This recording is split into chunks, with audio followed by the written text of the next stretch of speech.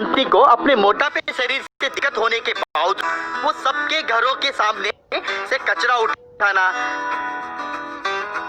सड़क साफ करना वगैरह आराम से काम किया करता था। वैसे उसके आए पैसों से अपने बूढ़े माँ बाप की, पत्नी की और अपने 3 बच्चों की देखभाल ठीक से किया करता था। एक बार मच्छर के सीजन में सरकार उस गांव के सरपंच को कीमती मच्छर कैन भिजवाए। वो जाके कीड़े मारने के दवाई के दुकान में उन कैन में मिलावटी दवाई भरवाया। अगले दिन मुन्ना लाल गणपति को बुलाकर, देख गणपति, मानेगा है, तू इसे संभाल कर ले जाके घर देकर लोगों के तरफ से कंप्लेंट्स नहीं आनी चाहिए, समझ में आया ना? समझ गया साहब, एक भी घर को छोड़े बिना स्प्रे मारूंगा ना। वैसे गणपति पीठ पे सिलेंडर उस की स्प्रे करने लगा। उस नकली दवाई की वजह से मच्छर नहीं मरते थे। लोगों को रात भर नींद नहीं आती थी।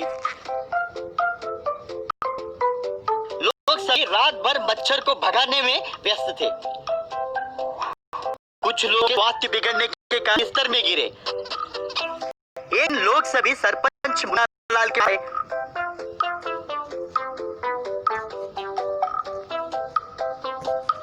क्या सरपंच बाबू, हम मच्छर से परेशान हो रहे, तो आप यहाँ घर में एसी लगा के बाहर भी नहीं निकल रहे, आखिर क्या हो रहा है? तो मुन्ना लाल घबरा कर, वो क्या है कि ये सब गणपति की गलती है कहकर गणपति की ओर दिखाया। सब लोग गणपति की ओर देखे।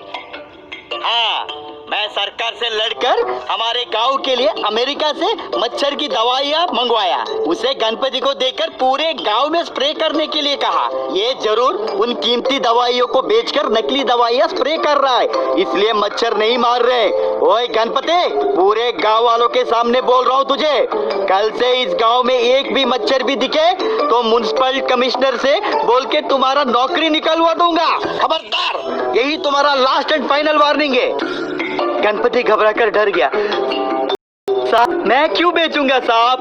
कहते समय मुन्ना लाल, चुप कर, और एक तो यहीं पे काट दूंगा, जा यहाँ से।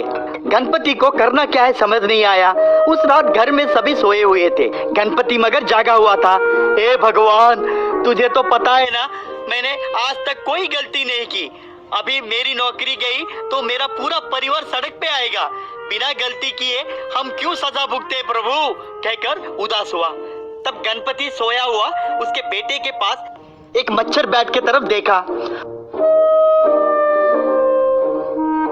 और तुरंत उस बैट को उठाया। कैसे भी मच्छरों को भगा के मुझे मेरी नौकरी बचाना होगा, सोचा।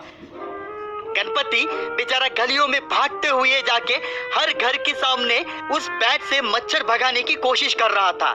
कुछ 2-3 घंटों के बाद गणपति को चक्कर आके नीचे गिर गया। तब जमीन पे पड़ा वो मच्छर बैट हवा में उड़ा। वो ताड़ के पेड़ जितना लंबा हो गया।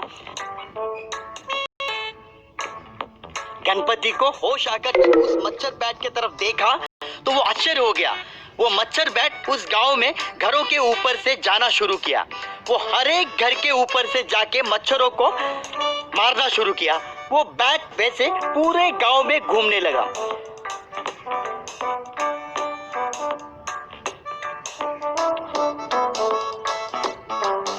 गणपति आश्चर्य से उस बैट के पीछे ही जाने लगा।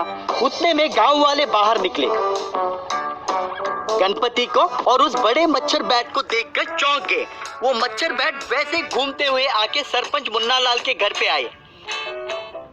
वो बैट मच्छरों को मुन्ना लाल के घर पे भिजवाया। घर में बैठा मुन्ना लाल, बाप रे, एक साथ इतने सारे मच्छर कहां से आ गए, कहते हुए चिल्लाकर पूरे बदन में खरोचने लगा। उन मच्छरों को बर्दाश्त ना कर पाके भागते हुए वो बाहर निकला। वहाँ पे गांव वाले, गणपति सभी मौजूद थे। मुन्ना लाल हवा में लटकता हुआ बड़ा मच्छर बैट को देखकर चौंक गया। तब वो मच्छर बैट बात करना शुरू किया। मैं गणपति का मच्छर बैट हूँ, तो चुपचाप गुना को बोल ये सारे मच्छर को लेके तेरे और छोड़ दो।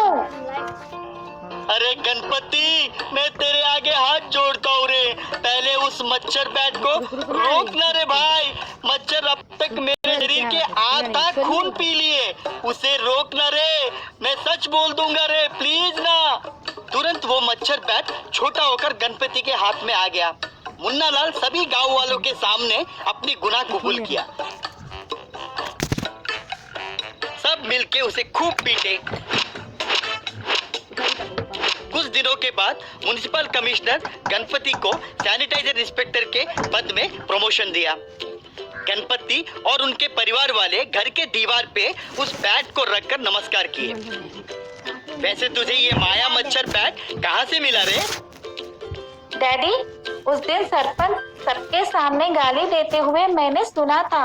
उदास होके जब मैं घर लौट रहा था तो स्वामी जी ने मुझे ये दिया और उन्होंने कहा कि ये तुम्हारा और सब गांव वाले का रक्षा करेगा, ऐसा उन्होंने कहा। वो बातें सुनकर गणपति बहुत खुश हुआ। भुवनगिर नाम के एक गांव में एक बड़ा सा घर और उसके बगल में ही एक झोपड़पट्टी हुआ करता था।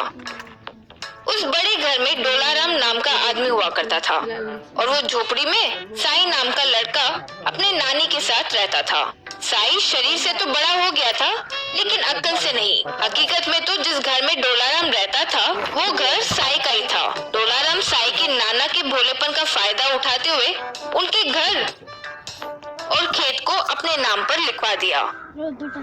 साई की नानी लीलावती एक दिन उससे, बेटा तेरे नाना तो भोलेपन में सब पर भरोसा करके अपनी सारी जायदाद खो दिए और मेरे ऐसे कर्म है कि तुम में भी अपने नाना की बुद्धि आ गई। जीवन